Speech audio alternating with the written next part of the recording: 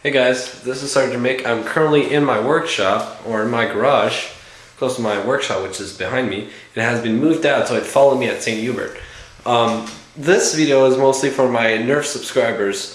You guys are quite sad because I'm actually quitting Nerf. Well, let me tell you what's going on. I haven't got any projects going on, so I was really bored, and one day I hadn't, you guys probably remember my automatic Longshot prototype. Well, I actually canceled it because I didn't want to spend any money on it.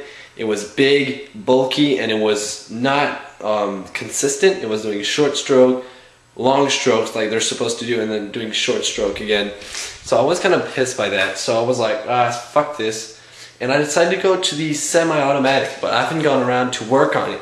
Well, after seeing my Longshot right here next to my other guns, Nerf stuff. I still have my Nerf stuff, by the way, so it's right down that shelf. I decided to go back to this project and show you guys what I've done so far.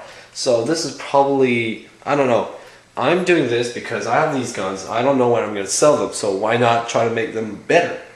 So yeah, I got my Longshot. I'm working on it right now. I did a good part of the way. Now I have some more technical issues like air hoses and stuff. So let me show you what I've done so far. So here's the thing. This is my Longshot with integrated mag strike. It has been removed for some purposes. As you can see, there's that cylinder right here, and it's not plugged in the back because I have to put this piece on, but I have to sand it because it's all roughy and stuff. So I have to work this piece yet still because this goes in the back and it has to be airtight. But I don't know what size of tubing I'm going to be using, so I'm still in the question phase. I need to get my valve first and then I'll figure out this piece. So this piston moves back and forth. Now if you guys have seen the semi-automatic pistol made by Captain Slug, that's how mine works, but a lot more affordable and a lot easier to build. Because it's not Lexan or plastic. What's the plastic window there? Plexiglass. So I don't have any tools to cut that, and it's pretty annoying. I don't want to cut that shit. I hate it. So I'm gonna decide to make my own version of it. And the piston, the air actuators are pretty expensive. So I decided to make my own. It's 1 1/4 inch CPVC. That's a 3/4 inch coupler. That's a 1/2 inch coupler, and that's a 1/2 inch CPVC coupler. The gray parts are PVC from electrical stuff and wiring. So let me show you the internals. I haven't opened up this gun in a long time. Okay, so, well, by the way, that's the way my mag strike is hooked up. So there you go. As you can see, the chamber was the plunger tube is a lot smaller. I've cut it so that when you pull this back, it goes flush with the end. It's a bit hard to see on my side, but you guys should be able to see it. And this has been replaced with CPVC so that it's more solid. It's epoxy. I don't use plumber's goop, I use epoxy. I haven't tested goop yet, but anyway. So the way this works is there's going to be a 3-way valve, okay? One side of the 3-way valve, I'm going to use this as a template. The valve, there's one output here, one there, and one here. Let's picture it like that, okay? The air from my tank goes in here, and then one of the outputs directly goes to the piston, and the other one here goes to there. So when you flick the switch so that the air goes inside the piston is going to be pushed like that out, and it's going to make this breech close, okay? There's going to be rubber bands pushing it, on the piston so it goes back in, but because of the pressure inside that chamber here, it's going to maintain the whole assembly forward. Now when you're going to flick the switch to that way, all of the air from the piston is going to go in here and go inside the barrel. Now it's going to shoot out. And because now there's no more pressure holding the piston forward, the rubber bands are a spring. They're going to push this back, carrying this part with it. So that's when you're holding it down. When you flick it back to the fill setup, air is going to be pushing on this, and it's going to bring this part here. But they're not linked yet, but they should be. And this is how semi-automatic function works on if you want to use air. That's how the semi-automatic function is going to work. So, okay, guys, this is keep you updated what's going on. I'm going to be doing this. So you guys, I talked to you about my semi-automatic Longshot being worked on. This is actually the piston and the plunger. I don't know how you call that, but that's the piston, the plunger, and the barrel here. So I have this assembly right now. I've sealed off this end with a piece of CPVC and a bunch of stuff, and this is all epoxy. So if there's an air leak in that, I'm gonna kill myself. Way of saying. So this part right here doesn't have to be sealed. As you can see, there's a tiny crack, but it's all right. This has all been epoxied. The screw goes down there, and there's those reinforcing pins right there on each side. It has been cut in half so that that screw here can take place.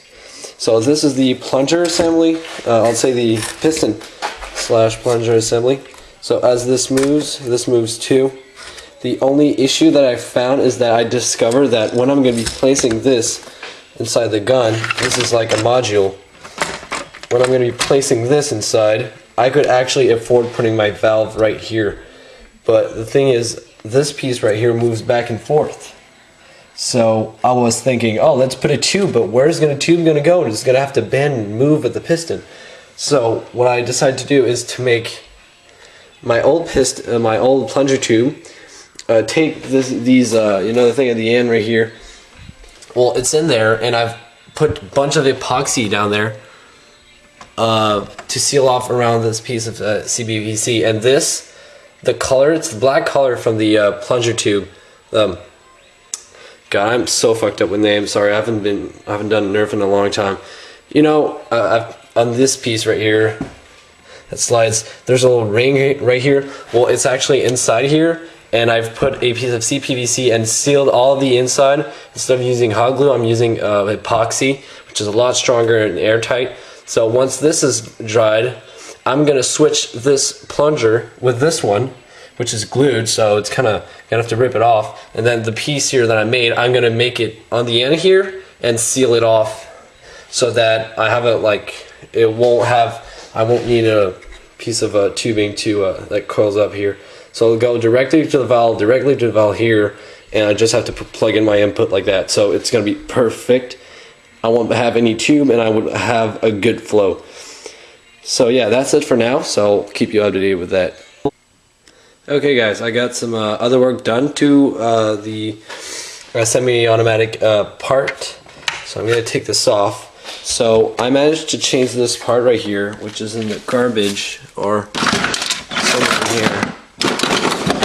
I removed this piece because this one was a lot shorter and I could not insert that piece right here. So I took this off, and that's when I was talking to you guys. I took this piece, filled that up with epoxy, and then put some electrical tape just for now. And then I'm going to be gluing this part in here. So here's the back of the system. And everything is adjusted. Now I headed this for a priming handle for loading the first dart. So I still have to add a coupler on here and add maybe 2 couplers, so it's going to be a lot more comfortable. And this is completely serviceable. That means that I take out these 7 screws. 1, 2, 3, 4, 5. There's actually 5 screws. And then what I do is I pull this piston out, and the piece in the back is not glued. See? It's not glued, so I can pull this whole assembly out. Okay guys, I've put back all my gun together. I just want to show you a test fire. Well, actually a test loading, I'll say, to show you that the piston actually works. But it's not finished yet, it's not hooked up, but I'm using my compressor at 25 psi and show you that this can actually hold air. And see the breech close. Oh, I'm missing a bit. There you go. Now if I pull this back, boom, no dart. If I take this off, No dart. And it's right in here. Ta-da! I did it.